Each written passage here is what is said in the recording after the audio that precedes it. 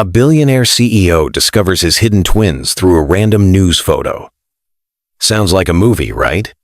Wrong.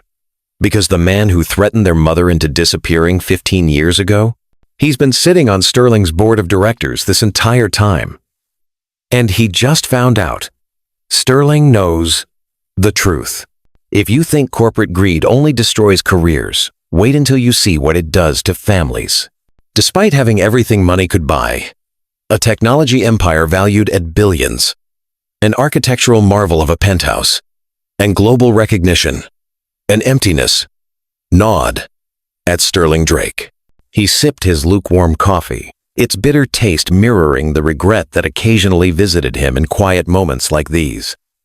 15 years of relentless work had built his empire, yet something vital was missing.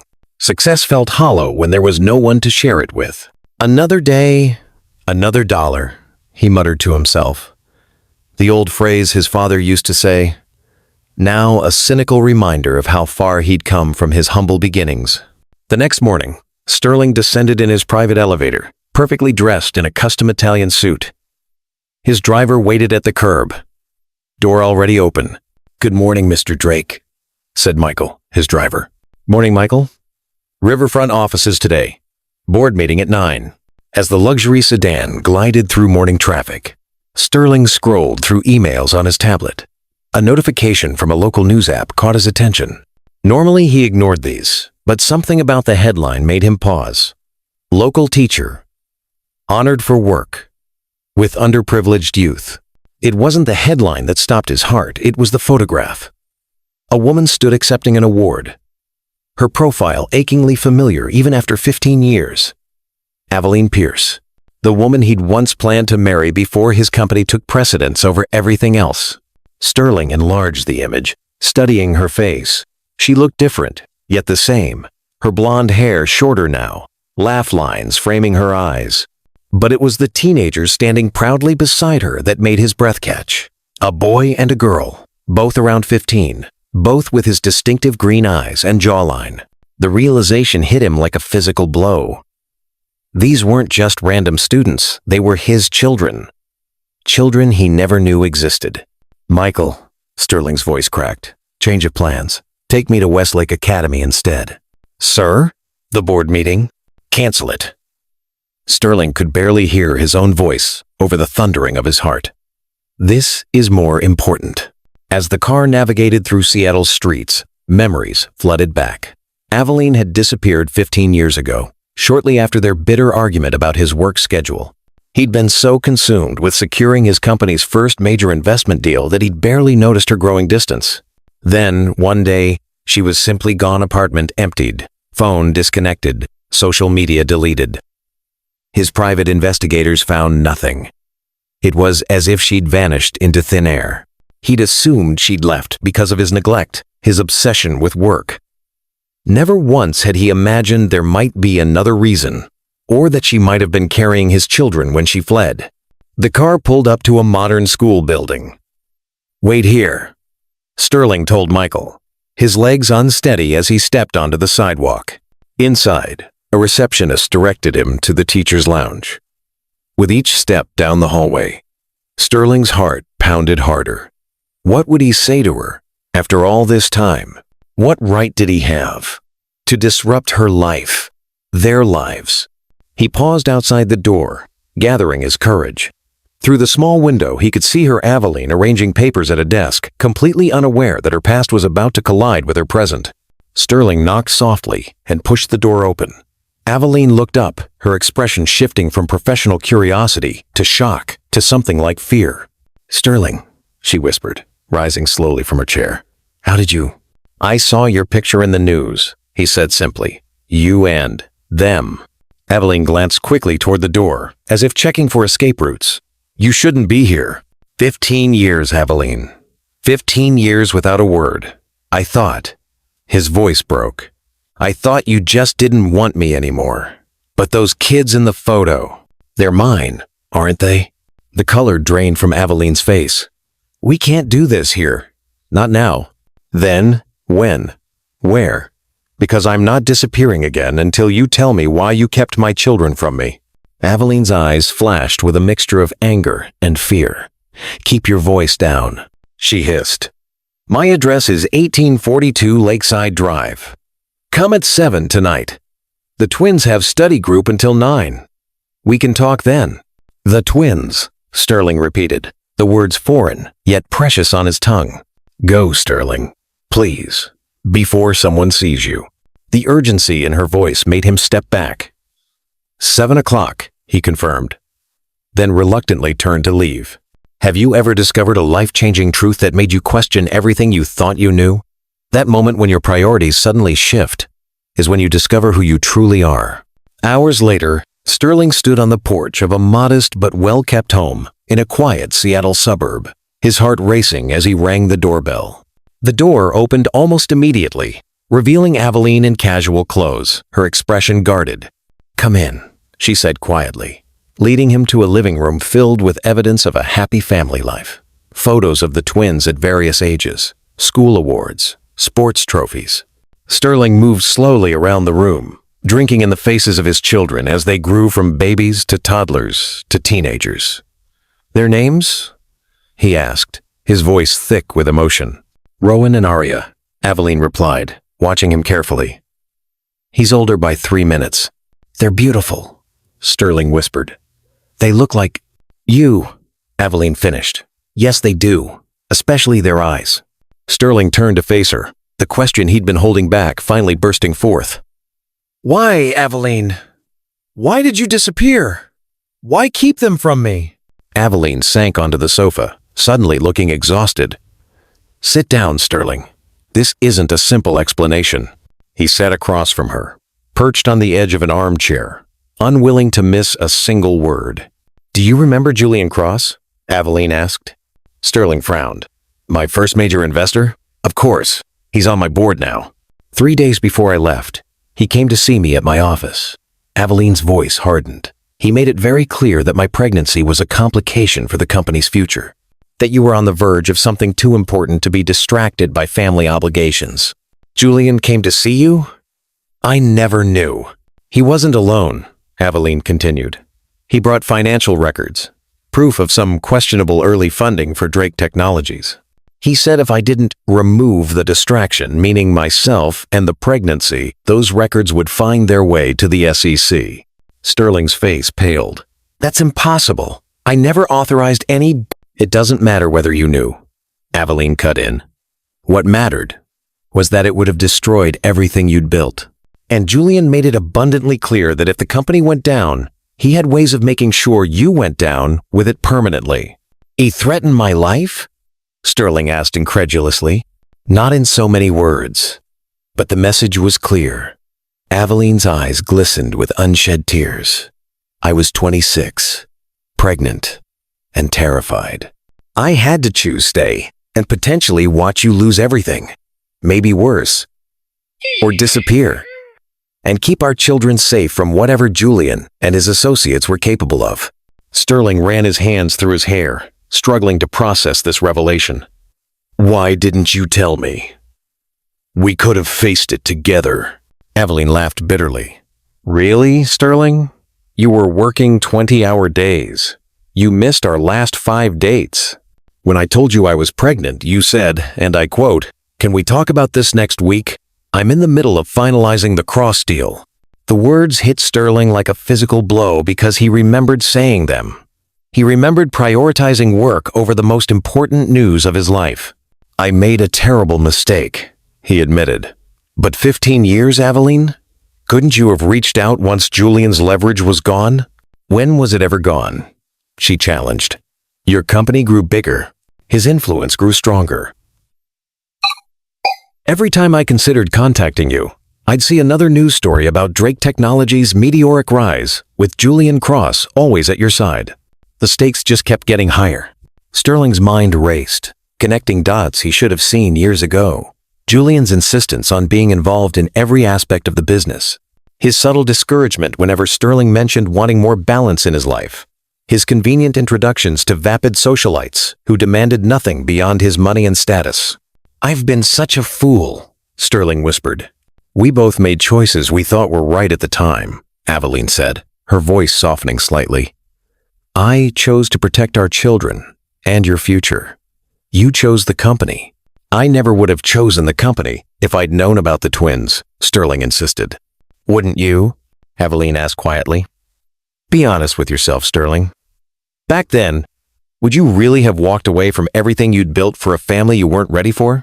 The question hung in the air between them, uncomfortable in its accuracy. Before Sterling could respond, they heard the front door open, followed by teenage voices. Mom, we're home early. Mrs. Peterson had a migraine, so study group got canceled. Aveline stood quickly, panic flashing across her face. You need to go, she whispered urgently. They don't know about you. I've never told them. Never told us what? A teenage boy appeared in the doorway, his curious gaze shifting from his mother to the stranger in their living room. Behind him stood his sister, her green eyes, Sterling's eyes widening in recognition. Oh my God, the girl breathed. You're Sterling Drake, the Drake Technologies guy. Sterling stood slowly, his heart in his throat as he faced his children for the first time. Yes, he said simply. I am. Mom? The boy's voice held confusion and the first edge of suspicion. What's going on? Why is a billionaire in our living room? Aveline closed her eyes briefly, as if gathering strength. When she opened them, her gaze met Sterling's in silent communication before she turned to her children. Rowan, Arya, this is complicated, but you deserve the truth. She took a deep breath. Sterling isn't just a billionaire. He's your father. The silence that followed was deafening. Arya's hand flew to her mouth, while Rowan's expression hardened into something between shock and anger. Our father? Rowan finally said, his voice cracking. The one you told us died before we were born? Aveline flinched. I never said he died. I said he wasn't part of our lives. Because you kept us a secret from me, Sterling said quietly. Because you were protecting all of us from a threat I never knew existed. What threat? Arya asked, stepping further into the room. Mom, what is he talking about? Before Aveline could answer, Rowan cut in. It doesn't matter. He wasn't here. For 15 years, he wasn't here. He turned to Sterling, eyes blazing. Did you even look for us? I looked for your mother, Sterling admitted. But I didn't know about you. I never knew she was pregnant with twins when she disappeared. Convenient, Rowan scoffed. Rowan, please, Aveline began. No, Mom. I want to hear what he has to say for himself. Rowan crossed his arms, a defensive posture that reminded Sterling painfully of himself at that age. 15 years of nothing, and now you just show up because what? You saw our picture and got curious? Sterling met his son's angry gaze steadily. I saw your picture and recognized my own eyes looking back at me. I saw the family I never knew I had. And yes, I came immediately, without a second thought. Because nothing, not my company, not my board meeting, nothing is more important than this moment, right here. Pretty words, Rowan said, but some of the hostility had left his voice. Arya, who had remained silent, finally spoke. Did you really not know about us? The vulnerability in her question broke Sterling's heart. I really didn't, he said gently. If I had known, nothing would have kept me from you. Nothing. Arya glanced at her mother. Is that true, Mom? Did you hide us from him? Aveline nodded, tears finally spilling down her cheeks. To protect you. To protect him. It's complicated, Arya. Uncomplicate it, Rowan demanded. We deserve the whole truth. Now. Aveline looked at Sterling, a silent question in her eyes. He nodded slightly. They did deserve the truth. All of it. Let's all sit down, Aveline suggested. This is going to take some time. As the four of them settled in the living room, Rowan and Arya on the sofa with their mother, Sterling in the armchair across from them, the weight of 15 years of secrets hung in the air. Sterling realized with painful clarity that this moment would define the rest of his life. These three people before him were his family. A family he never knew he had. A family he'd do anything to be part of. But first, they needed to understand the danger that had kept them apart. And then, somehow, He needed to prove that he was worthy of a second chance. Think about it. How many people walk away from their families for career success only to realize too late what they've sacrificed? The truly wealthy aren't those with the most money, but those who recognize what really matters before it's too late. Comment family first if you believe toxic corporate culture represents everything wrong with today's world. Only workaholics who abandon their responsibilities would stay silent. Julian Cross approached me 3 days before I disappeared, Aveline began, her hands clasped tightly in her lap. He came to my office with a security consultant, a man named Rhett, who never gave his last name. Sterling's jaw tightened. Rhett Arden, Julian's problem solver. Aveline nodded. They had a file. Financial records, emails, documents, showing that some of Drake Technologies' early funding came from questionable sources. Julian said the SEC would shut down the company immediately if they saw those records. Were they real? Arya asked, her analytical mind, so like her father's, immediately focusing on the key question. I don't know, Aveline admitted. I'm not a financial expert. But they looked convincing enough that I believed the threat was real. It might have been, Sterling said grimly. Our first year was chaotic. Julian handled most of the financing while I focused on product development. I trusted him completely. That was your first mistake, Rowan muttered. Sterling couldn't argue with that assessment. You're right. Julian made it clear that my pregnancy was a problem, Aveline continued. He said Sterling was on the verge of greatness, but only if he remained completely focused on the company. A family would be a distraction that Drake Technologies couldn't afford. So he threatened to destroy the company if you stayed? Arya asked. Not just the company, Aveline said quietly. He implied that Sterling would face criminal charges, possibly worse. Worse? Rowan's hostility was temporarily replaced by concern. Julian had connections, Sterling explained. Not all of them legitimate. If these records were as damaging as he suggested, he could have made it look like I was solely responsible. So you ran to protect Dad, Arya said to her mother. But why stay away for 15 years? Why not contact him once the company was established? Aveline looked down at her hands. At first, it was fear. I was alone, pregnant, with twins, starting over in a new city. Then after you were born, it was exhaustion and survival, just trying to get through each day.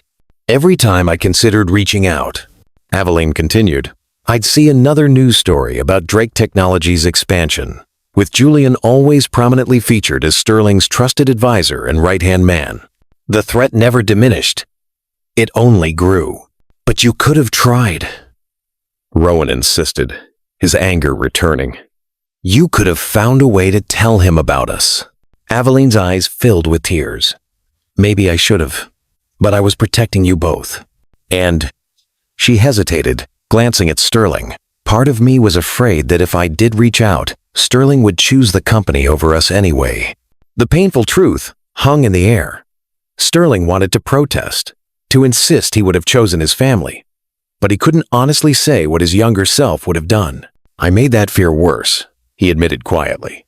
I was obsessed with success back then. I missed our last 5 dates before you disappeared.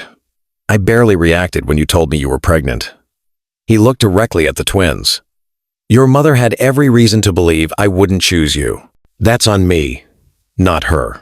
Arya studied her father's face. But you're here now. Why? What changed? Everything, Sterling said simply. 15 years of building an empire that feels hollow, of achieving every goal and realizing none of it matters without someone to share it with. He leaned forward, his gaze intense. And now, discovering I have children, brilliant, beautiful children I never knew existed, nothing else matters. Nothing.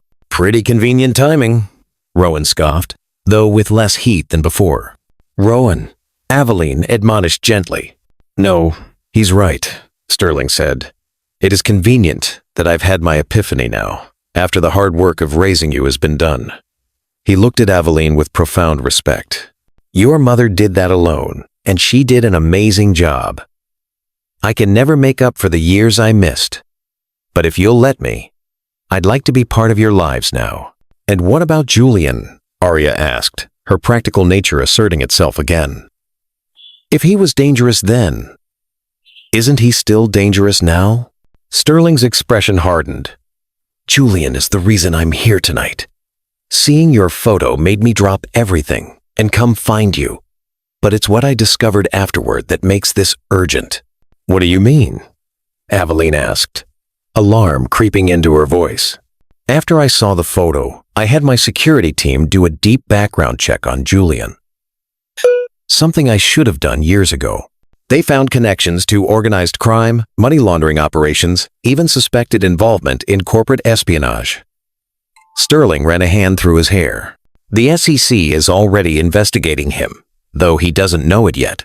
When that becomes public, he'll be desperate. And dangerous, Aveline whispered. Exactly. Which is why I came immediately. Not just to meet you, he looked at the twins, but to warn you. And to protect you. Protect us how? Rowan asked, skepticism evident in his tone. You just found out we exist. I may be 15 years late to fatherhood, Sterling said firmly. But that doesn't mean I won't do everything in my power to keep you safe. I have resources. Security teams. Safe houses. Whoa. Arya interrupted. Safe houses? Are you saying we're in danger right now? Aveline reached for her daughter's hand. I don't think it's that immediate, is it? She asked Sterling. I don't know, he admitted. Julian doesn't know I've found you yet. But he has eyes everywhere. The fact that I canceled a board meeting and disappeared for the day will already have raised flags. It's only a matter of time before he connects the dots. So what are you suggesting? Aveline asked. That we just pack up and disappear again? The twins have school, friends, a life here. I'm not asking you to disappear, Sterling said. I'm asking you to let me help protect you while I deal with Julian once and for all. Deal with him how? Rowan asked, leaning forward despite himself. I have evidence of his illegal activities enough to remove him from the board and trigger a federal investigation. I was planning to present it next week, but finding you changes everything. I need to accelerate the timeline. Won't that make him more dangerous? Aveline asked. Possibly, which is why I want you somewhere safe when it happens. Arya looked between her parents. This is insane. Yesterday my biggest worry was my calculus test, and now we're talking about corporate criminals and safe houses. Welcome to the Drake family legacy, Rowan muttered sarcastically. Despite the tension, Sterling felt a surge of emotion at hearing his son use their family name. It's not the legacy I would have chosen for you, he said softly. And I'm sorry you've been pulled into this. But I promise you, once Julian is dealt with, you can return to your normal lives. With you in them? Arya asked, her question direct but her tone softer than her brother's. If you'll have me, Sterling replied. I know I haven't earned the right to be your father yet, but I'd like the chance to try.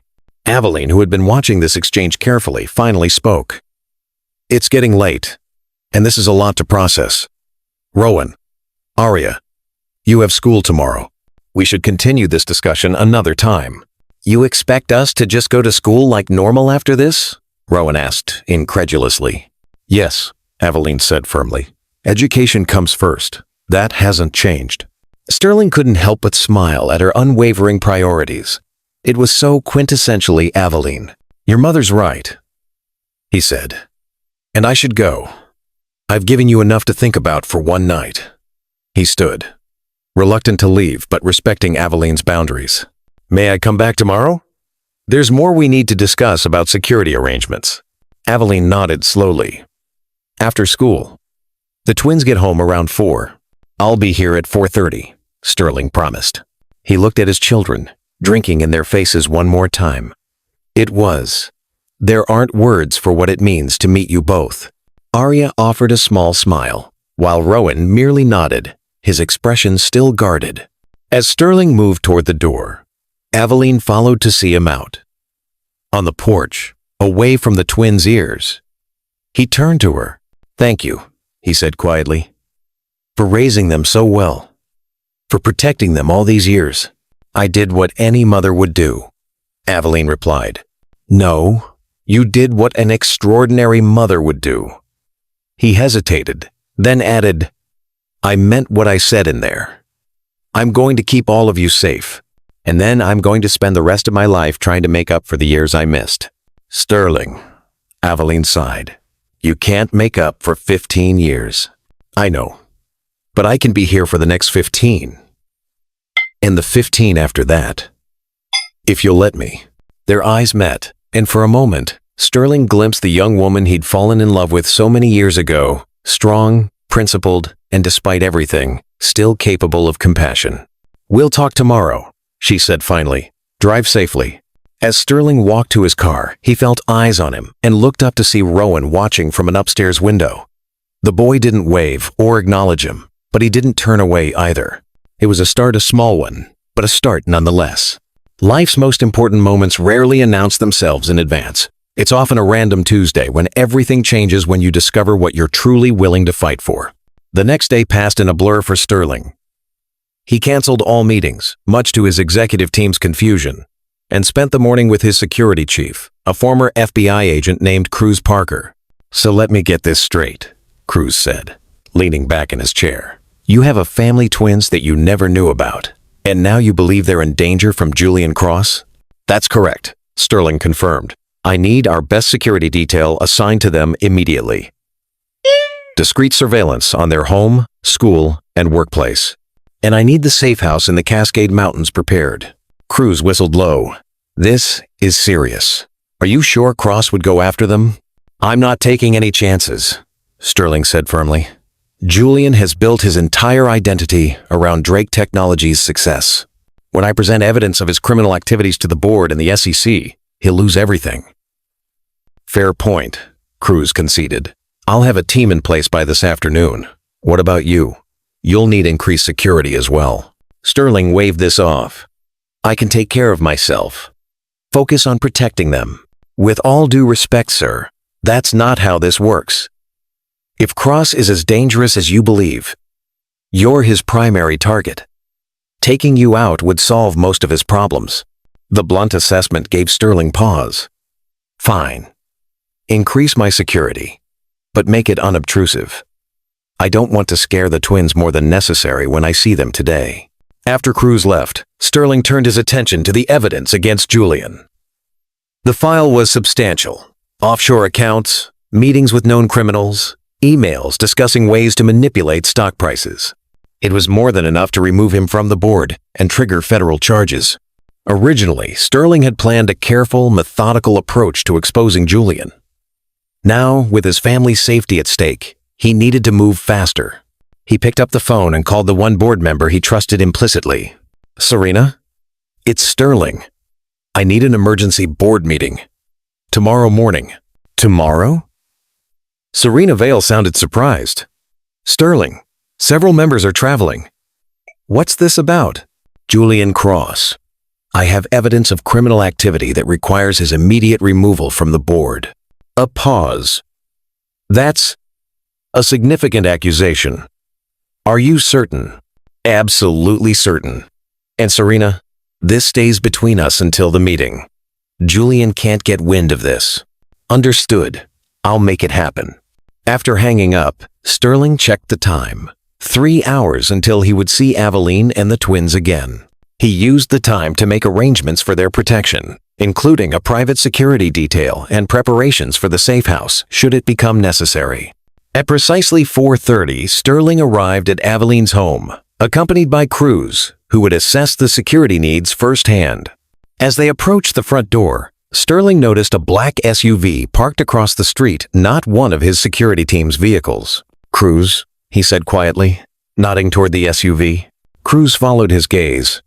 I see it. Stay alert. Before they reached the porch, the front door opened, and Aveline appeared, her expression tense. You need to come inside. Now. Once inside, Sterling immediately sensed something was wrong. The twins sat in the living room, Arya pale, and Rowan looking angrier than the night before. What happened? Sterling asked. Someone followed me home from school, Arya said, her voice small. A man in a black SUV. He didn't do anything. Just watched. Sterling exchanged a glance with Cruz. The same SUV that's outside now?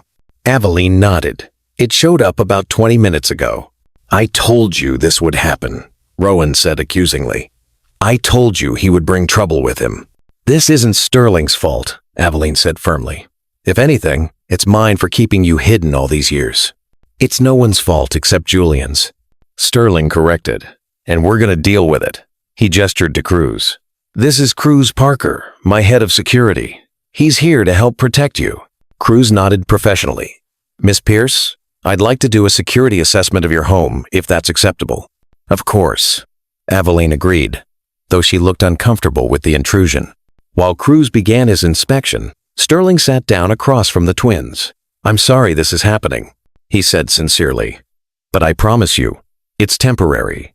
By this time tomorrow, Julian will be removed from the board and under federal investigation. And that's supposed to make us feel better? Rowan challenged. What if he comes after us tonight? He won't, Sterling assured him. The man in the SUV is just watching, gathering information. Julian won't make a move until he knows what I'm planning. How can you be so sure? Arya asked, her voice steadier than before but still worried. Because I know how Julian operates. He's calculating, not impulsive. Sterling leaned forward. But to be safe, I'd like all of you to come stay at my penthouse tonight. It has state-of-the-art security, and my team can protect you there more effectively than here. Absolutely not, Aveline said immediately. We're not uprooting the twins from their home. Mom, Arya said quietly, maybe we should listen to him. I don't feel safe here anymore. Aveline's expression softened as she looked at her daughter. Arya, honey. I agree with Arya, Cruz interrupted, returning from his inspection. This house has minimal security features, multiple entry points, standard locks, no alarm system. It would be difficult to secure effectively on short notice. See, Rowan said bitterly, one day of knowing him and our whole lives are already falling apart. Sterling felt the accusation like a physical blow, but he couldn't argue with his son's perspective. From Rowan's point of view, Sterling had brought nothing but disruption and danger. What about school tomorrow? Aveline asked, practical as always. I think they should stay home until this is resolved, Sterling suggested. Just for a day or two. And if it's not resolved in a day or two? Aveline challenged. It will be, Sterling promised, with more confidence than he felt. The board meeting is tomorrow morning. Once Julian is removed and the authorities are involved, the immediate threat will be neutralized. Cruz, who had been monitoring the street through the window, suddenly tensed. Mr. Drake, we have movement. The SUV is leaving, but another vehicle just pulled up. Black sedan, tinted windows. Sterling stood immediately. We need to move. Now. What's happening? Arya asked, fear evident in her voice. Probably nothing, Sterling said calmly, though his pulse had quickened. But I'd rather be cautious. Cruz, call the team. Have them bring the cars around back. Cruz nodded and stepped away to make the call. Pack a bag, Sterling told the twins. Just essentials, for a night or two. This is insane, Rowan protested, but he stood anyway, responding to the urgency in Sterling's voice. Rowan, please, Aveline said. Just do as he says for now. As the twins headed upstairs, Aveline turned to Sterling, her expression a mixture of fear and accusation. This is exactly what I was afraid of for 15 years. This is why I kept them hidden. I know, Sterling acknowledged. And I'm sorry I didn't see the danger sooner. But I'm here now, and I will protect them, protect all of you with my life if necessary. The sincerity in his voice seemed to reach her. Aveline's expression softened slightly. I believe you would. That's the one thing that hasn't changed about you. When you commit to something, you're all in. I'm committed to our family, Sterling said quietly. A family I just found but would do anything for. Before Aveline could respond, Cruz returned. Cars are 2 minutes out. We should move toward the back door. Sterling nodded. I'll get the twins. Upstairs, he found Arya efficiently packing a small duffel bag while Rowan stood by his window, watching the street. There are 2 men in suits getting out of that car, Rowan reported, his voice tense but controlled. "They don't look friendly." Sterling joined him at the window. The men were unmistakably Julian's security team, the same expressionless professionals who accompanied him to board meetings. "We're leaving through the back," Sterling said calmly. "Cruz has cars waiting. Are you ready?" Arya nodded, zipping her bag closed. Rowan grabbed a backpack from his desk chair. "I still think this is crazy," he muttered, but the hostility in his voice had been replaced by a grudging acceptance of the situation. "I know," Sterling acknowledged, "and I'm sorry your lives have been turned upside down, but I promise you, I'm gonna fix this." As they headed downstairs, the doorbell rang. Its cheerful chime, incongruous with the tension filling the house. Everyone froze. "Ignore it," Cruz instructed quietly. "Keep moving toward the back." The doorbell rang again, followed by a sharp knock. Sterling gestured for the twins to continue toward the back of the house with Cruz, while he joined Aveline in the hallway. "Miss Pierce?" A male voice called through the door. "We represent Mr. Julian Cross of Drake Technologies. We'd like a word with you regarding Sterling Drake." Aveline's eyes widened in alarm. Sterling placed a reassuring hand on her shoulder and whispered, "Keep going. I'll be right behind you." As Aveline hurried after the twins, Sterling moved silently toward the front window, careful to stay out of sight. The two men on the porch were indeed Julian's security team, Nico West and Preston Maddox, former military contractors known for their efficiency and discretion. The fact that Julian had sent them personally, rather than using anonymous surveillance, confirmed Sterling's fears. Julian knew about the twins and considered them a serious threat. The knocking grew more insistent. "Miss Pierce, we know you're home. This is a matter of corporate security. Mr. Cross is concerned about unauthorized contact from Mr. Drake." Sterling slipped away from the window and hurried toward the kitchen where the others were waiting by the back door. Cruz had his phone to his ear, speaking in hushed tones. "Cars are in position," he reported, ending the call. "2 SUVs, one at each end of the back alley. We'll split up you and the boy in one, Miss Pierce and the girl in the other. My team will create a diversion at the front to keep Cross's men occupied." "No," Sterling said immediately. "We stay together. Sir, tactically speaking, we stay together," Sterling repeated firmly. "I'm not separating this family again." Cruz looked like he wanted to argue, but nodded curtly. "Your call. Everyone ready?" Arya clutched her mother's hand, her face pale but composed. Rowan stood slightly apart, his expression unreadable, but his body tense, ready for action. Aveline met Sterling's eyes, and in that moment, a silent understanding passed between them. Whatever their past, right now, they were united in protecting their children. "Ready," Aveline confirmed. Cruz opened the back door cautiously, scanning the yard before motioning them forward. They moved quickly across the small garden toward the gate that led to the alley. From the front of the house came the sound of breaking glass, Cruz's team creating their diversion. "Move," Cruz urged as they reached the gate. Black SUV, 20 yards to the right. They hurried down the alley, Sterling bringing up the rear, constantly checking behind them. The SUV's engine was already running, a driver at the wheel, and another security officer holding the door open. "Get in quickly," the officer instructed as they approached. Aveline went first, then Arya. As Rowan moved toward the vehicle, a shout came from the direction of the house. "There, back alley." Sterling turned to see Nico running toward them, hand reaching inside his jacket. Without hesitation, Sterling pushed Rowan toward the SUV. "Go," he ordered, positioning himself between his son and the approaching threat. "Dad." Rowan's voice cracked on the word the first time he'd called Sterling Dad as Cruz practically shoved him into the vehicle. "I'm right behind you," Sterling promised, backing toward the SUV as Cruz drew his weapon. "Drake," Nico called. "Mr. Cross just wants to talk." "Tell Julian I'll see him at the board meeting tomorrow," Sterling replied coldly, finally reaching the SUV and sliding in beside Rowan. The door had barely closed before the driver accelerated, tires squealing as they sped down the alley. Through the rear window, Sterling saw Nico speaking urgently into a phone, undoubtedly reporting to Julian. Inside the vehicle, the atmosphere was tense. Arya sat pressed against her mother, eyes wide. Rowan stared straight ahead, His jaw clenched.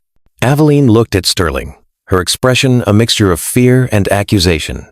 "Are you all right?" Sterling asked, scanning each of them for signs of distress. "Define all right," Rowan muttered. "We just fled our home because some corporate psycho sent goons after us." "Language," Aveline admonished automatically, then sighed. "But yes, essentially that's what happened."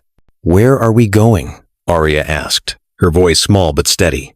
"My penthouse," Sterling replied. "It has the highest security in the city. You'll be safe there while I deal with Julian." "And how exactly are you planning to do that?" Aveline asked. "The board meeting is at 8 tomorrow morning. I have irrefutable evidence of Julian's criminal activities, enough to remove him immediately and trigger a federal investigation." Sterling checked his watch. 14 hours, and this will be over." "You really believe it will be that simple?" Aveline challenged. "Not simple," Sterling admitted, "but definitive.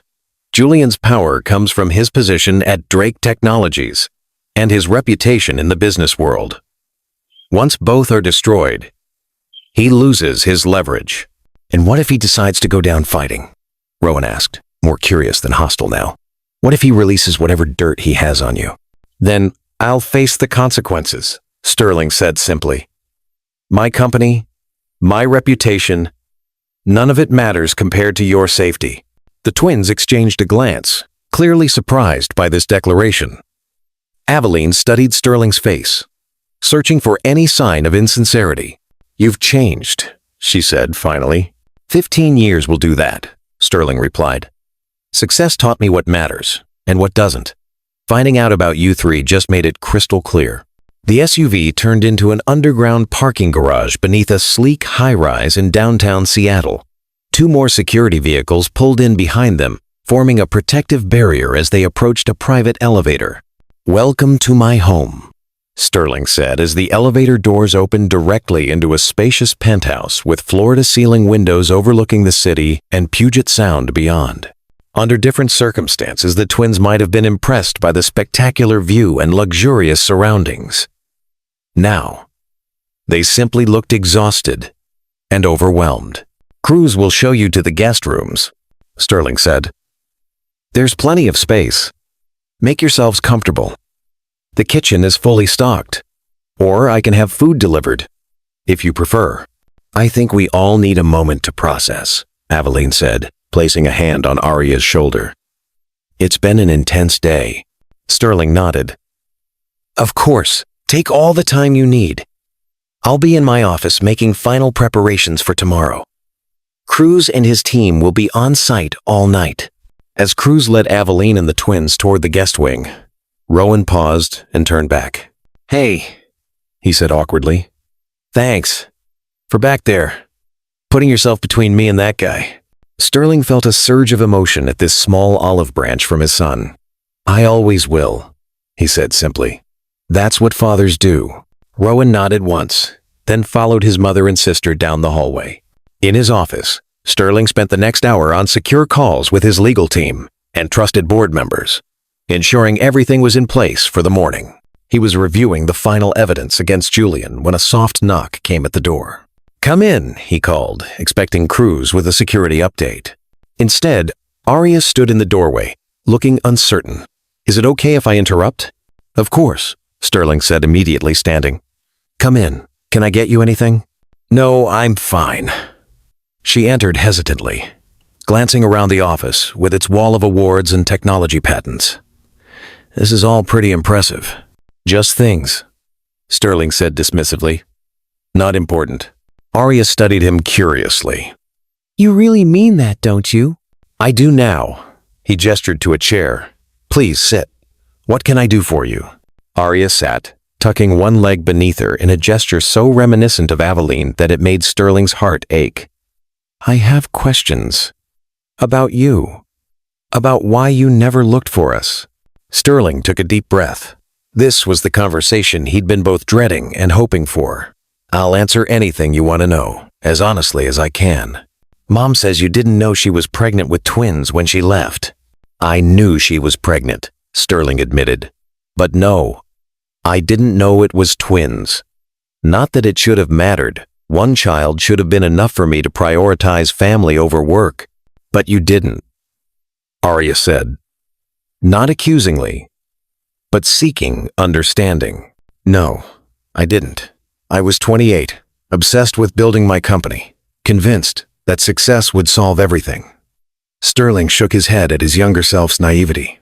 I told your mother we could talk about the pregnancy later, after I closed a major investment deal. That deal was with Julian Cross, the man who's after us now, Arya noted. Yes, the irony isn't lost on me. Sterling leaned forward. Arya, I made a terrible mistake 15 years ago. I put my ambition ahead of what should have been the most important news of my life. I can't change that, but I can promise you it's not a mistake I'll ever make again.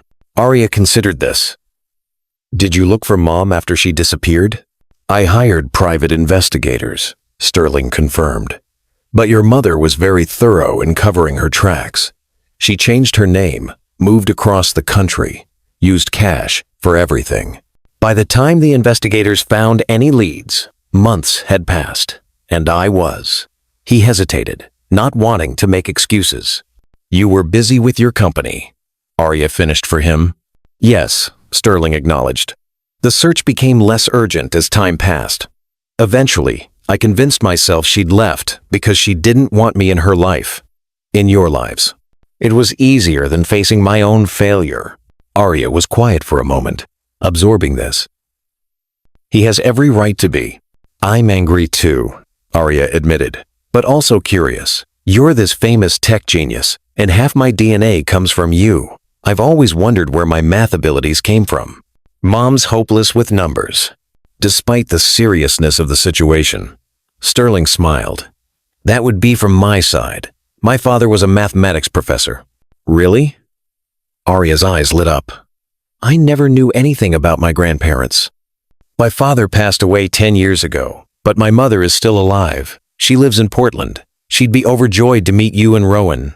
We have a grandmother, Arya said wonderingly. Wow. There's so much I want to share with you, Sterling said softly.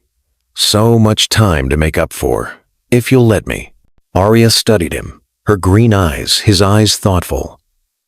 I think I'd like that. But Rowan's going to take longer to come around. I understand. I'll wait as long as it takes. A comfortable silence fell between them, broken when Arya yawned involuntarily. You should get some rest, Sterling said. Tomorrow will be another challenging day. Arya nodded and stood. At the door, she paused. For what it's worth, I believe you. About wanting to protect us, about regretting the past. Rowan will too, eventually.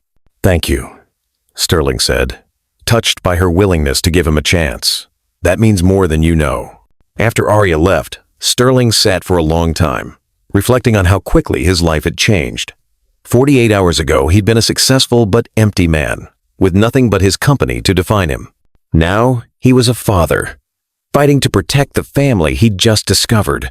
Tomorrow would bring the confrontation with Julian, a man who'd been his mentor, partner, and friend for 15 years, but who had also threatened everything Sterling now held dear.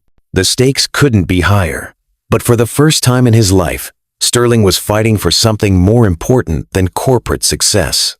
He was fighting for his family. We all face moments that define us, crossroads, where we must choose between what we've built and what truly matters. It's in these moments that our true character emerges. What would you sacrifice to protect those you love? Comment. I stand against corporate greed.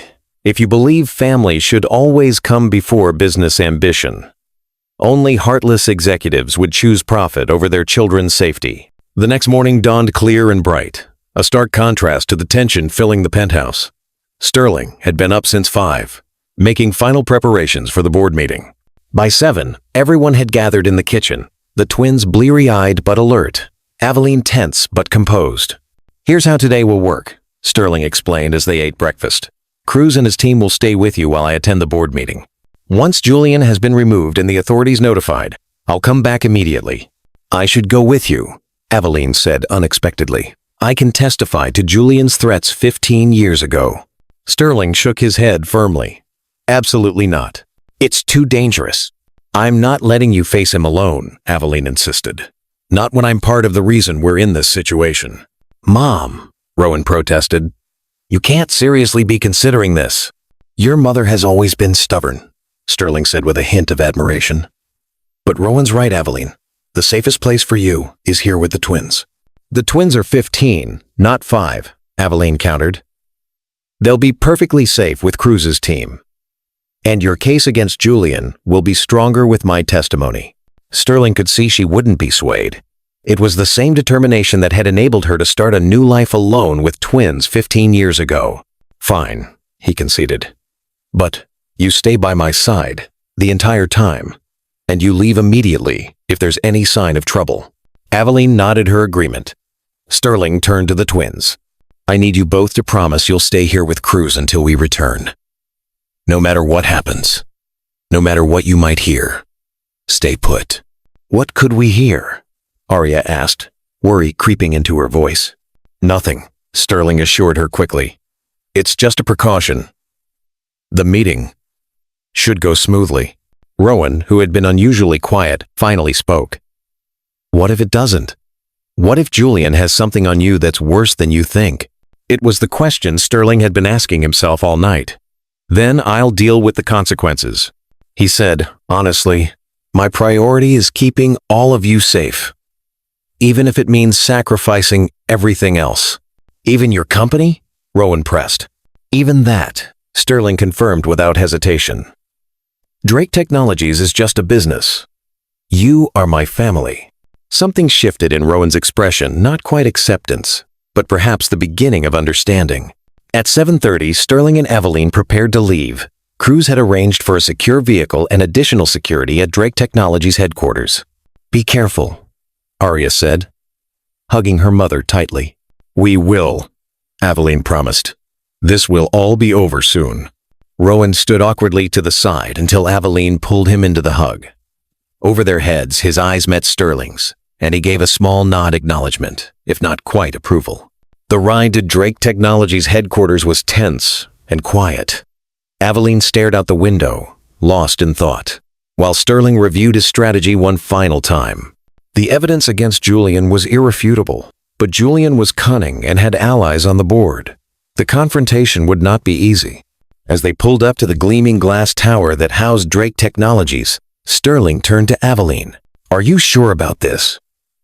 It's not too late to change your mind. Aveline's expression was resolute. I've been hiding from this man for 15 years. It's time to face him. Inside, security escorted them directly to the top-floor boardroom. Most of the board members were already seated, including Serena, who gave Sterling a subtle nod of support. Julian had not yet arrived. Sterling, greeted Grayson Vale, the board's most senior member. This is highly irregular. And who is this?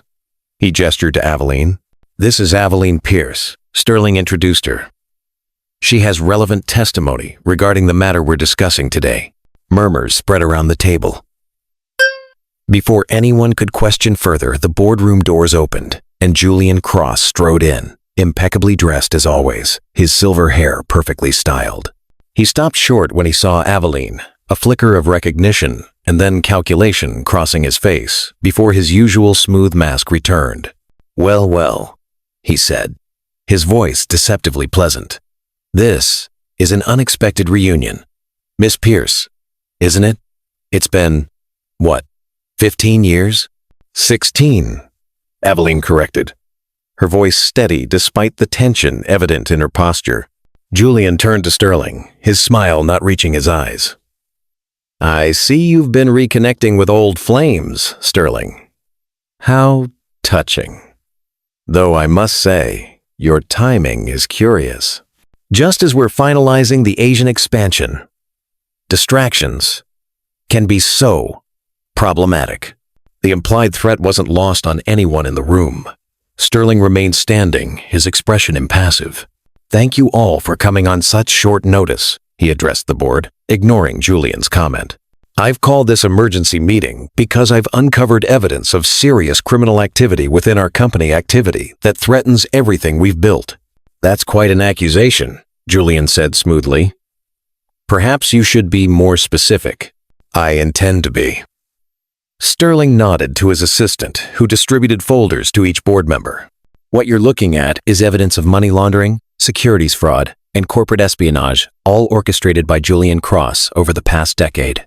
The room erupted in shocked murmurs as board members flipped through the documents.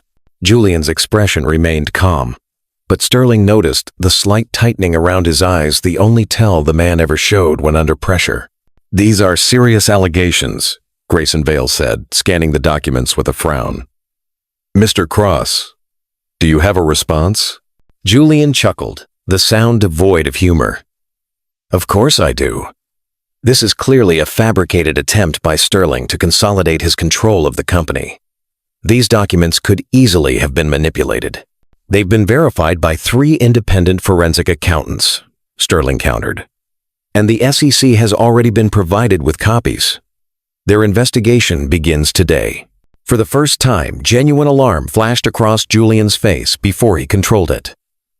"You've gone to the SEC without board approval? That's a breach of your fiduciary duty." "My duty is to the company and its shareholders," Sterling replied, "not to protecting criminal activity." "And what about your own activities, Sterling?" Julian's voice hardened. "Shall we discuss those as well?" Aveline tensed beside him, but Sterling placed a reassuring hand on her arm. "I have nothing to hide, Julian. Whatever you think you have on me, bring it out." Julian's smile turned predatory. "Very well." He reached into his briefcase and withdrew a folder of his own. "Board members, while you're reviewing evidence, perhaps you should see this as well. Documentation of Sterling's involvement in questionable funding during our startup phase funding that could trigger SEC violations of its own." Serena frowned as she accepted the folder. "What exactly are you implying, Julian?" "I'm not implying anything. I'm stating clearly that Sterling knowingly accepted money from questionable sources to fund Drake Technologies' initial development. The same development that made all of you very, very rich." The board members exchanged uncomfortable glances as they reviewed Julian's documents.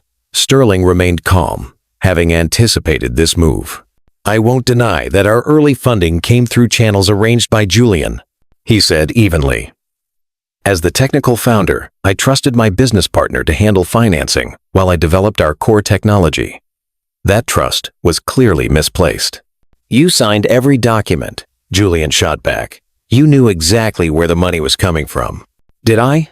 Sterling challenged. "Because according to these bank records, the funds were routed through 7 different shell companies before reaching Drake Technologies. Companies that you controlled, Julian." Grayson Vale looked up from the documents, his expression grave. "If these allegations are true on either side, the company faces serious regulatory issues. Which is precisely why I've already self-reported to the SEC," Sterling explained. "Full disclosure and cooperation will mitigate any corporate penalties. The individual responsibility, however, lies with those who knowingly orchestrated the fraud." Julian's composure finally cracked. "You self-righteous hypocrite," he snarled. "You were happy enough to take the money when you needed it. Now that you're a billionaire, you suddenly develop a conscience?" "No," Sterling said quietly. "I developed a conscience when I discovered what truly matters." He glanced at Aveline. "And it isn't money or corporate success." "How touching," Julian sneered. "And does your newfound conscience extend to acknowledging your secret family? The twins you abandoned?" A shocked silence fell over the room. Sterling had expected Julian to use this information, but the public accusation still stung. "I didn't abandon them," Sterling said firmly. "I didn't know they existed because you threatened their mother into disappearing."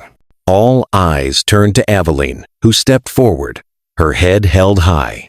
15 years ago, she began, her voice clear and steady. "Julian Cross came to my office with evidence of financial irregularities at Drake Technologies. He told me my pregnancy was a complication that would distract Sterling from the company's growth.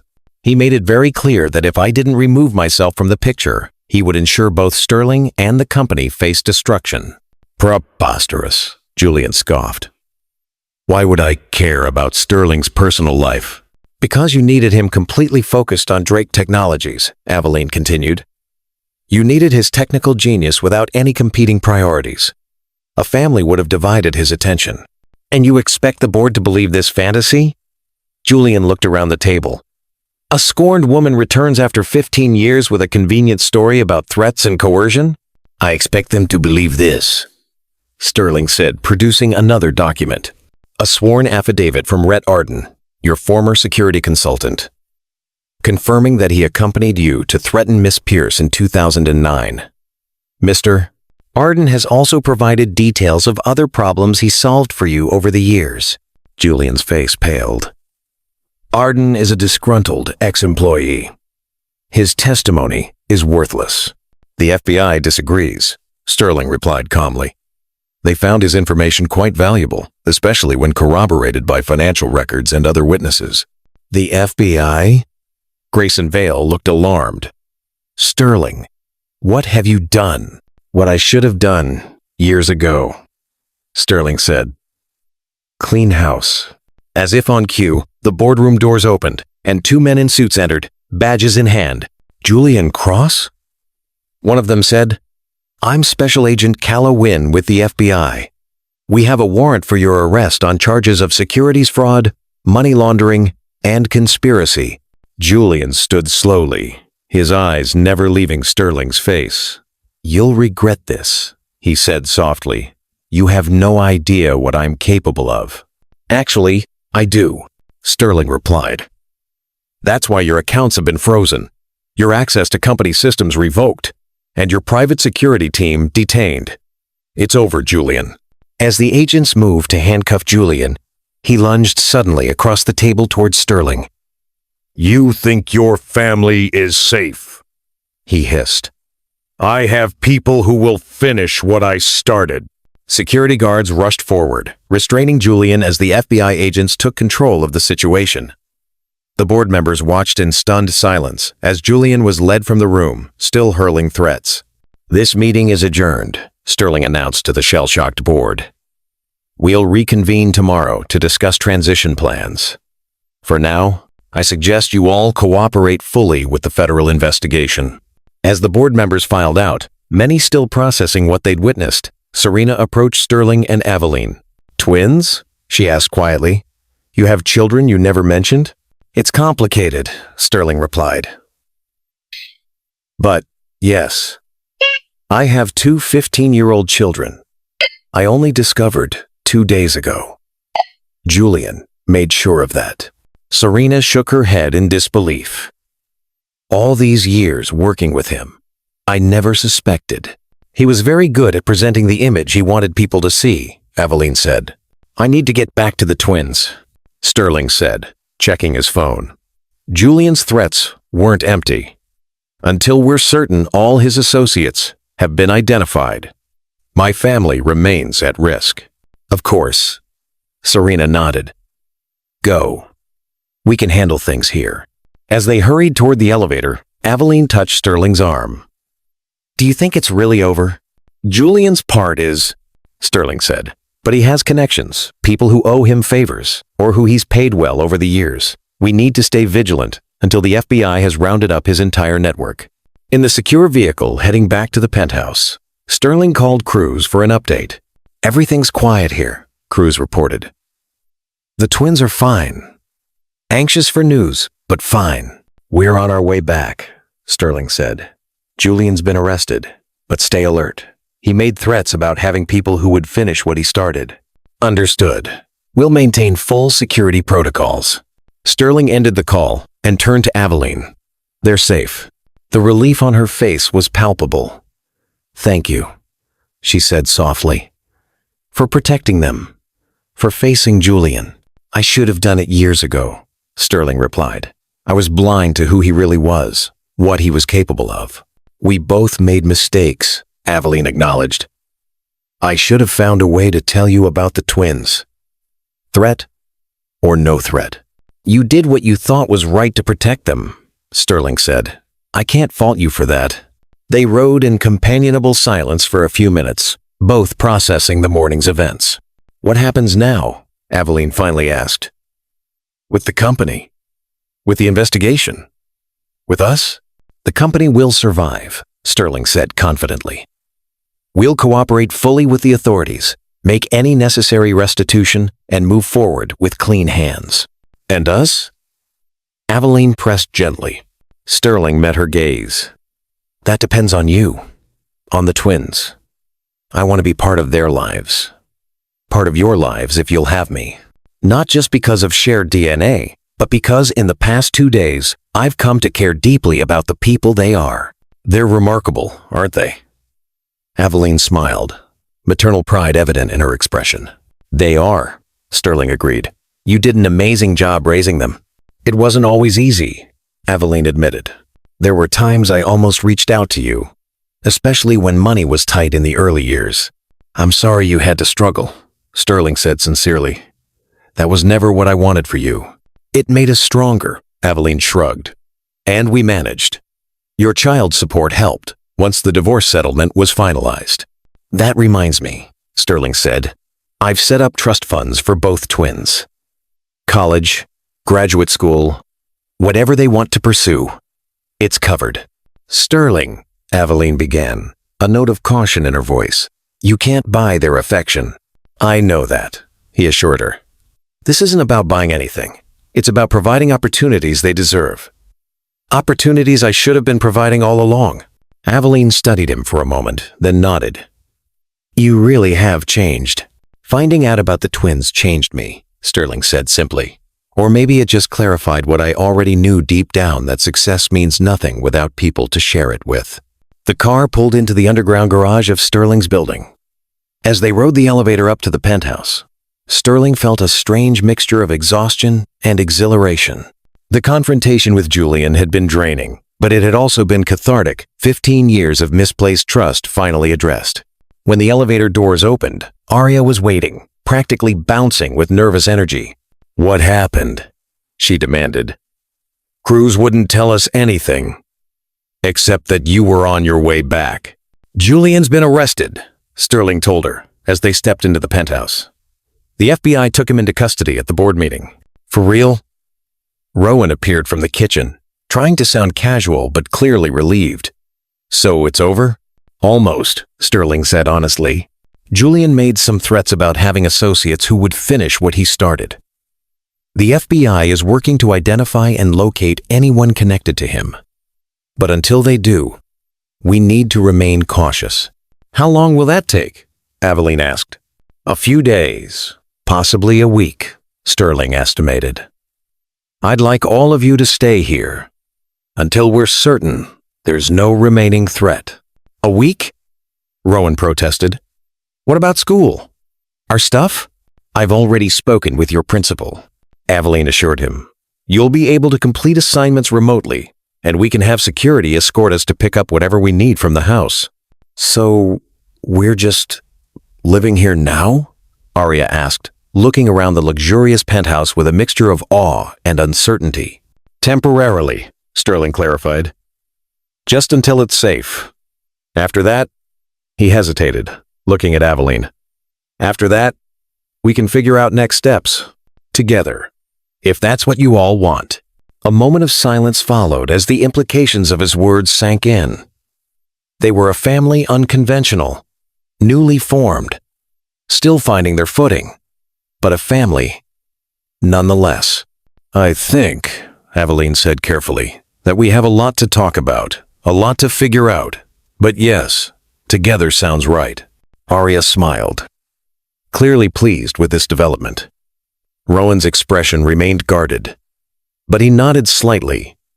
Not enthusiasm, but acceptance of the possibility. For Sterling, it was enough. After 15 years of emptiness, he had found what truly mattered.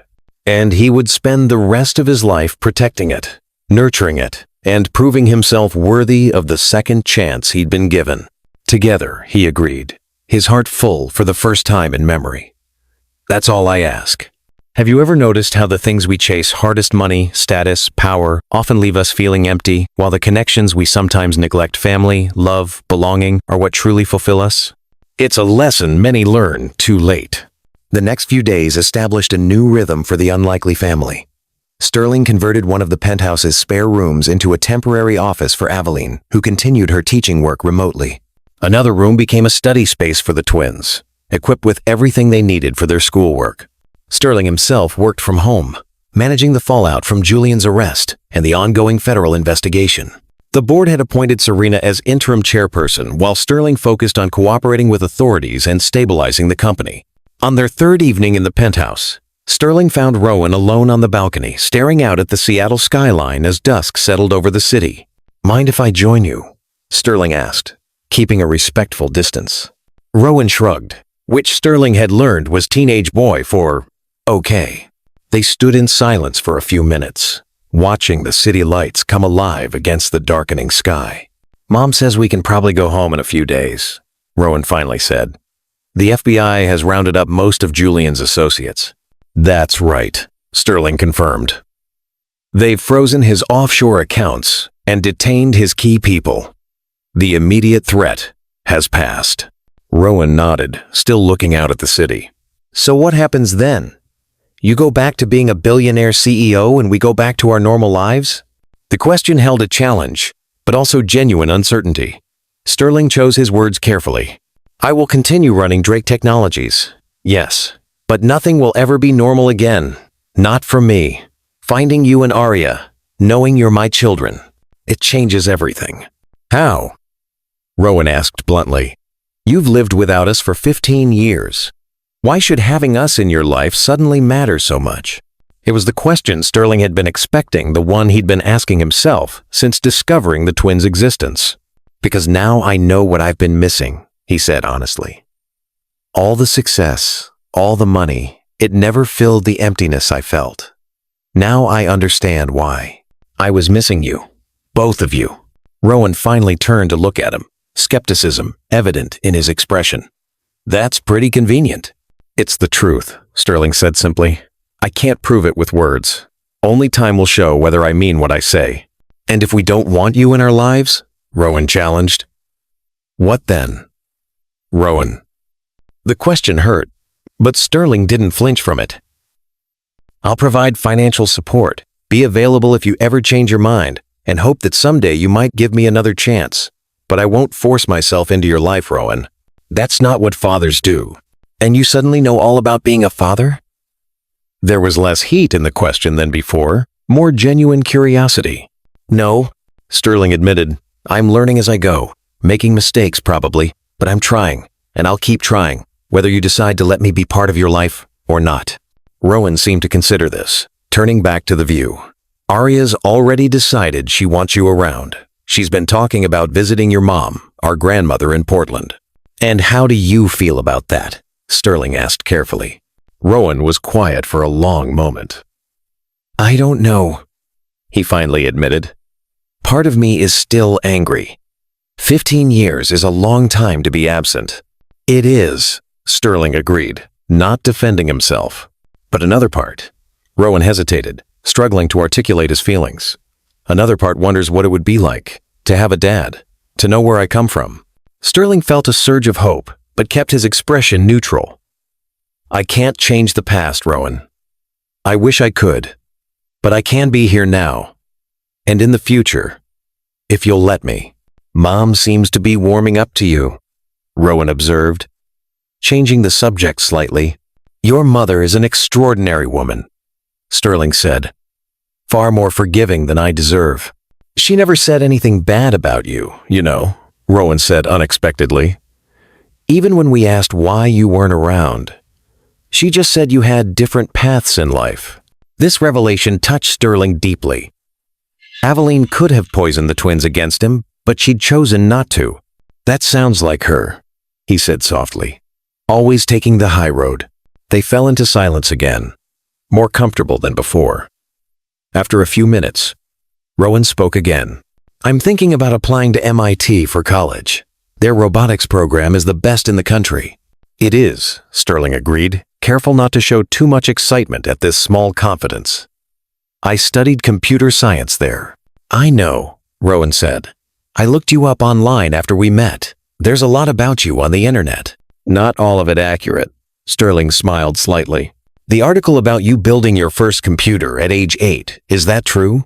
9, actually, Sterling corrected. "It was a kit my father gave me for my birthday. barely functional by today's standards. But it started everything. Rowan nodded, a flicker of interest in his eyes. I built my first robot at 10.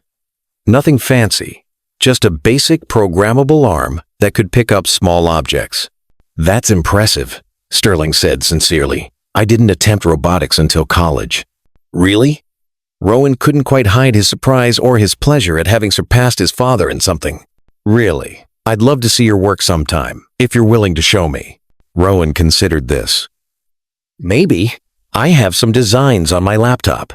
It wasn't much, but it was a start, a small opening that Sterling would cherish and nurture carefully. I'd like that, he said simply. Inside the penthouse, Arya's laughter drifted out to them, followed by Aveline's voice. The sound of family. His family filled Sterling with a contentment he'd never known. We should go in, Rowan said. Mom's probably wondering where we are. As they turned to head inside, Rowan paused. I'm not saying I'm ready to call you Dad or anything, he clarified. But I'm willing to see where this goes. That's all I ask, Sterling replied, his heart full.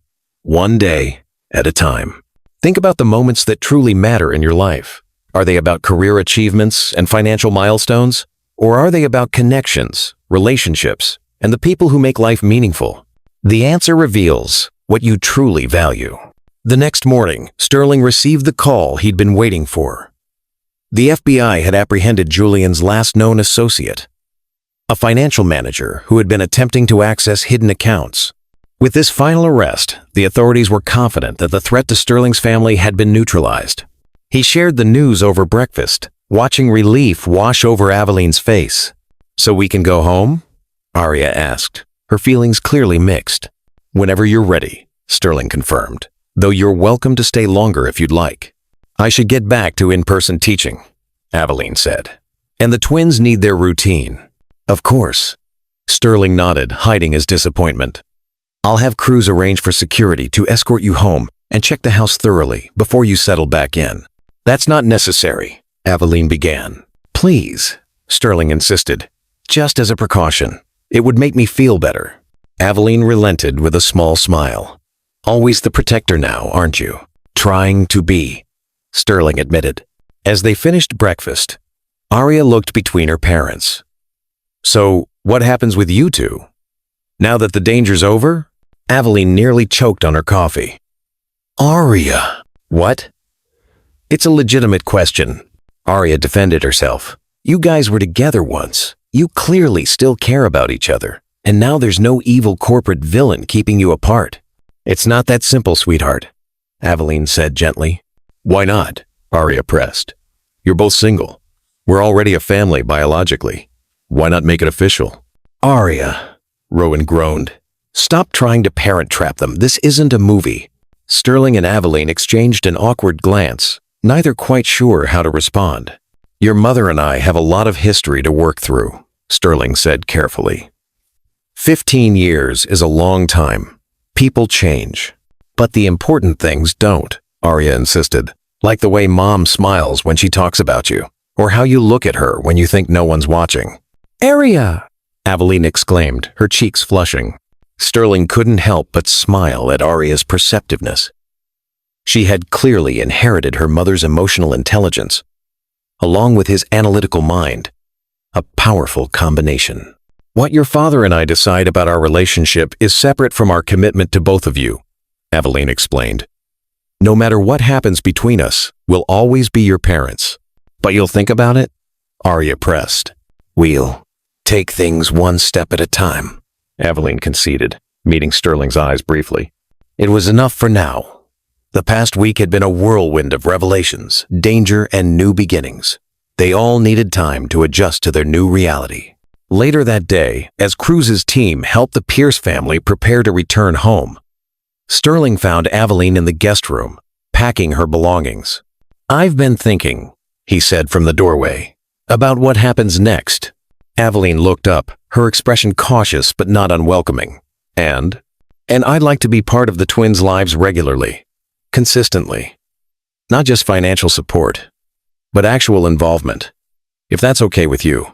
Of course it is, Aveline said. They need their father. They always have. Thank you. Sterling said sincerely. And as for us, Aveline's hand stilled on the clothes she was folding. Sterling, I'm not proposing or making declarations, he assured her quickly. I just want you to know that the feelings I had for you 15 years ago never really went away. They were buried under ambition and regret, but they were always there. Aveline's expression softened.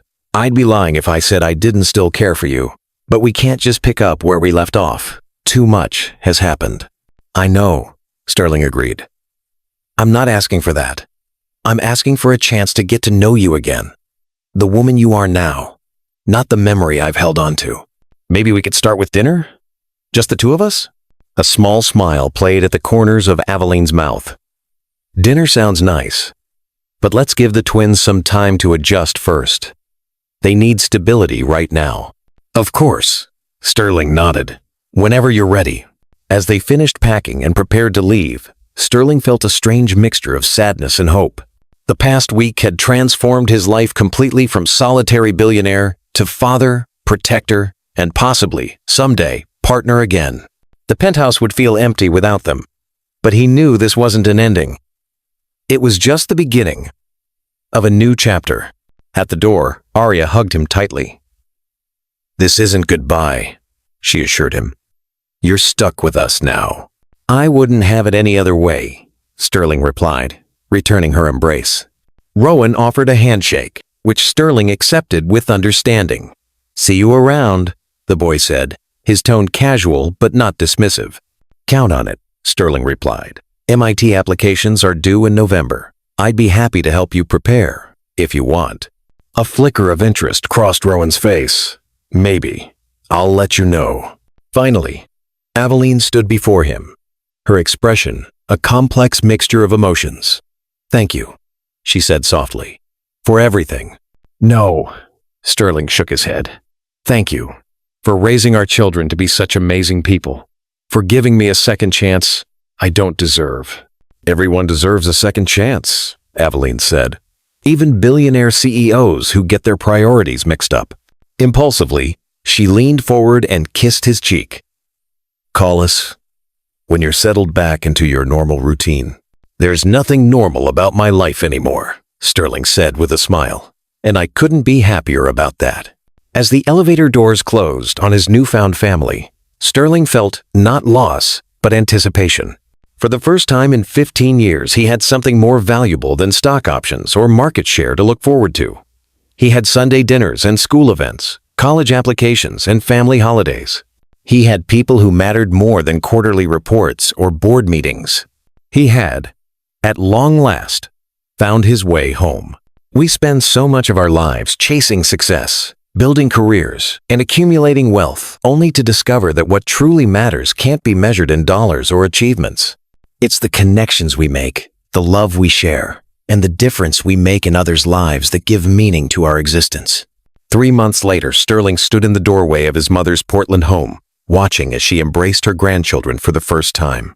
Calla Drake, a petite woman with Sterling's green eyes and a crown of silver hair, wept openly as she held Arya and then Rowan. I never thought I'd live to see this day, she said, wiping away tears. My grandchildren, finally. Beside Sterling, Aveline squeezed his hand gently. Their relationship had progressed slowly but steadily over the past months, weekly dinners, long conversations, and a growing comfort with each other that felt both familiar and entirely new. The twins had adjusted to their expanded family with varying degrees of enthusiasm. Arya had dived in head first, eager to know everything about her father and his side of the family. Rowan remained more reserved, but his walls were gradually coming down. The MIT application was nearly complete, with Sterling's guidance, but not interference. Drake Technologies had weathered the storm of Julian's arrest and the subsequent investigation. With full cooperation and transparency, the company had emerged stronger, its reputation for integrity enhanced rather than damaged. Sterling had implemented new corporate governance standards and established an ethics committee to ensure nothing like Julian's manipulation could ever happen again. But more importantly, he had restructured his own life, delegating responsibilities that once consumed him and prioritizing family dinners over board meetings. The change had not gone unnoticed by his children. You really meant it, Rowan had said recently, after Sterling rescheduled an important investor call to attend his robotics competition, about putting family first. "I always will," Sterling had promised. It was a vow he intended to keep for the rest of his life. Now, watching his mother show the twins' family photos, including embarrassing childhood pictures of himself, Sterling felt a contentment he'd never known was possible. The empire he'd built paled in comparison to the joy of these simple moments. "Happy?" Aveline asked softly, noticing his expression. "Beyond words," Sterling replied, drawing her closer. "Thank you for sharing them with me, for giving us all a second chance. Some connections are too strong to be broken," Aveline said, echoing words she'd spoken months earlier. "Even by time or distance, or corporate villains." Sterling smiled, thinking of how far they'd come from strangers reunited in crisis to a family finding its way forward, together. The journey hadn't been easy, and there were undoubtedly challenges ahead, but they would face them as they had faced Julian's threats, united, determined, and stronger together than apart. "Mom," Arya called from across the room. "Come see these pictures of Dad as a teenager. His hair was ridiculous." Aveline laughed, moving to join them. Sterling followed, embracing the gentle teasing about his 1,990 seconds hairstyle with good humor. This was what mattered these people, this connection, this love that had survived 15 years of separation and emerged stronger for the trial. In protecting his family from Julian's threats, Sterling had risked everything he'd spent his life building. But in doing so, he'd discovered what truly constituted wealth. Not the billions in his bank accounts or the global corporation bearing his name, but the love of his children and the second chance with the woman he'd never stopped loving. Some risks, he now understood, were always worth taking. We all face moments of truth in our lives' crossroads, where we must choose between what we've built and what truly matters. It's in these moments that our true character emerges. What would you sacrifice to protect those you love? If you believe in the power of family over fortune and second chances over corporate greed, hit that subscribe button and share this video. Only those who value money over human connection would keep this message to themselves. 6 months later, on a crisp autumn evening, Sterling stood in the backyard of Aveline's home, their home now, in many ways, though he still maintained his penthouse for work purposes. The space had been transformed with twinkling lights strung between trees, tables adorned with flowers, and a small stage area where Arya would later perform a song she'd written for the occasion. Today marked 1 year since Sterling had discovered his family, 1 year of healing, growth, and building connections that should have existed all along. To celebrate, they'd invited a small group of friends and family for what Arya had dramatically dubbed their family reunification anniversary. "Need any help?" Rowan appeared beside him, carrying a stack of plates for the buffet table. "I think we've got it covered," Sterling replied, taking half the stack. "Your mother has everything organized with military precision." Rowan smiled, a genuine smile that had become more frequent in recent months. "Yeah, she's always been like that. Color-coded schedules for everything." "I remember," Sterling said fondly. "In college, her study planners were legendary." "You guys met in college?" Rowan asked, surprised. "I thought it was at some fancy tech launch party." "That's where we reconnected," Sterling explained. "But we actually met as undergrads. I was a junior at MIT when she transferred from UCLA for her sophomore year." "Mom never told us that," Rowan said. His interest piqued. "There's a lot about our early years she probably hasn't shared," Sterling said.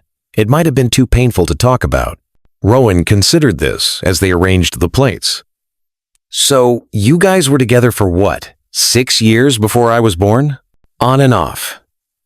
Sterling nodded. "We broke up after college when your mother went to law school, and I started my first company. Then we reconnected at that launch party when she was working for a corporate law firm that represented tech startups. And then you got so wrapped up in your company that you didn't notice when she disappeared," Rowan concluded, his tone matter of fact rather than accusatory. "That's the shameful truth," Sterling admitted. "The biggest regret of my life." Rowan was quiet for a moment. "You know, I used to imagine what you were like. When I was little, I mean. I'd make up these stories about why you weren't around, that you were a secret agent, or an astronaut on a mission to Mars. The confession touched Sterling deeply. I'm sorry, the reality was so much more mundane. Just a man who lost sight of what mattered. Yeah, well, Rowan shrugged. At least you figured it out eventually. My friend Zara's dad left when she was 3 and never looked back. At least you're trying now. Coming from Rowan, this was high praise indeed. Over the past months, their relationship had evolved from cautious tolerance to something approaching genuine connection. Rowan's MIT application had been accepted with a full scholarship, an achievement he'd earned entirely on his own merits, though he'd allowed Sterling to take him on a campus visit and introduce him to his former professors. I'm gonna keep trying, Sterling promised. Every day. Their conversation was interrupted by Arya's excited voice. They're here! Grandma's here! Calla Drake had become a beloved figure in the twins' lives, visiting frequently from Portland and FaceTiming almost daily. Behind her came Aveline's sister Lila and her family, who had been the twins' support system throughout their childhood. As guests continued to arrive, Sterling found himself watching Aveline, who moved among them with easy grace, her laughter carrying across the yard. Their relationship had blossomed over the past months, moving from cautious co-parents to friends to something deeper. They were taking it slowly, mindful of the twins' adjustment and the complex history between them, but the direction was clear to everyone who saw them together. You're staring again, Cruz commented, appearing at Sterling's side with a glass of wine. The security chief had become a friend over the past year, his role evolving from protector to trusted confidant. Can you blame me? Sterling asked, accepting the wine. Not at all, Cruz chuckled. You're a lucky man, Drake. Not many people get second chances like this. Don't I know it? Sterling agreed. Every day I wake up amazed that they've let me into their lives.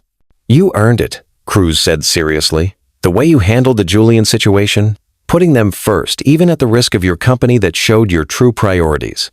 Julian Cross remained in federal custody, awaiting trial on multiple charges. His legal team had attempted to negotiate a plea deal, but the evidence against him was overwhelming. Drake Technologies had not only survived the scandal, but thrived under Sterling's new leadership approach, which emphasized ethical practices and work-life balance, a philosophy that had made the company more attractive to top talent. As twilight deepened, Sterling called for everyone's attention. The guests gathered around as he stepped onto the small stage area. Thank you all for coming tonight, he began. 1 year ago, my life changed forever when I discovered what I'd been missing for the previous 15 years, my family. He gestured toward Arya and Rowan, who stood with Aveline near the front. I won't rehash the circumstances that kept us apart. Tonight is about celebrating what we've found, not what we lost. He raised his glass. To second chances, to forgiveness, to family, in all its forms. As everyone echoed the toast, Arya bounded onto the stage. My turn, she announced, picking up her guitar. I wrote this song for tonight. It's called Found. Her clear voice filled the backyard as she sang about lost time, new beginnings, and the meaning of family.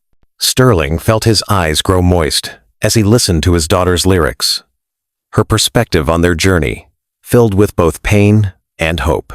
When she finished, there wasn't a dry eye in the gathering. Rowan, usually so careful about public displays of emotion, was the first to applaud. Pride for his twin sister evident on his face.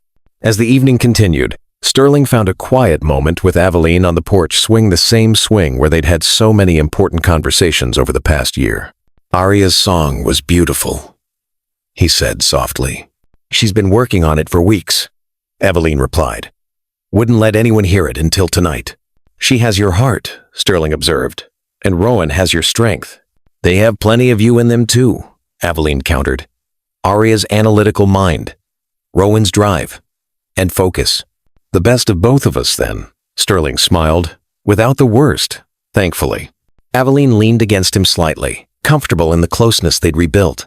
This past year has been unexpected. In a good way, I hope? In the best way, she assured him. Seeing you with them, watching you become the father I always knew you could be. It's been remarkable, Sterling. He took her hand, intertwining their fingers. And us? Has that been remarkable too?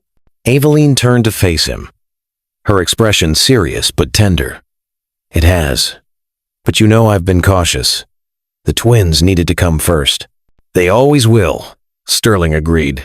For both of us. Yes. Aveline nodded. But they're settling into their own lives now.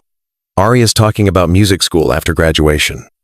Rowan's already mentally at MIT. And? Sterling prompted gently, sensing there was more.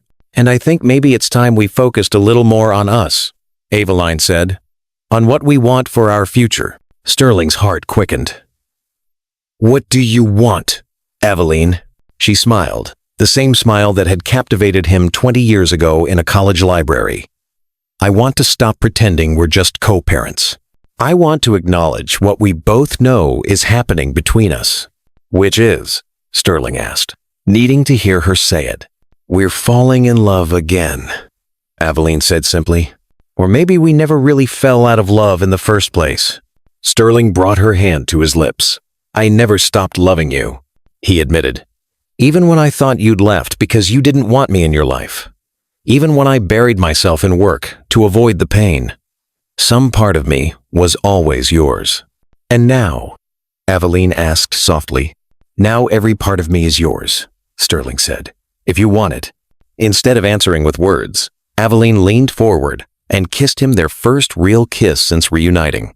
It felt like coming home after a very long journey. When they separated, Aveline's eyes were bright with emotion. I think we should tell the twins. About us? Are you sure they're ready? Sterling asked, always mindful of their children's feelings. Aveline laughed softly. Sterling, they've been trying to get us back together for months. Aria's not exactly subtle with her hints. And even Rowan asked me last week if I was ever going to put Dad out of his misery and just date him already. He called me Dad? Sterling asked, focusing on the part that meant the most to him. He's been doing that more often, Aveline confirmed. Sterling felt a surge of emotion. After a year of patient relationship building, careful not to push, respecting boundaries, to hear that his son had begun to think of him as Dad was the greatest gift he could imagine. So, Aveline continued, what do you think? Are we ready to make this official? More than ready, Sterling assured her. But on one condition, which is that we take it at whatever pace feels right. No rushing, no pressure. We have all the time in the world now. Aveline's smile widened. That sounds perfect. From inside the house came the sound of laughter and music. Their friends and family celebrating the connections that had been forged and rebuilt over the past year. Soon they would rejoin the party, share their news, and embrace whatever came next in their journey together. But for now, they sat on the porch swing, hands intertwined, watching the stars appear in the night sky. After 15 years apart and 1 year of finding their way back to each other, they had finally come full circle not to where they began, but to something deeper, stronger, and infinitely more precious. A family. Whole at last. Have you ever noticed how the universe sometimes brings people back into your life at exactly the right moment? Not when you think you want them, but when you're finally ready to appreciate them. That's not coincidence, it's life, giving you a second chance at what matters most.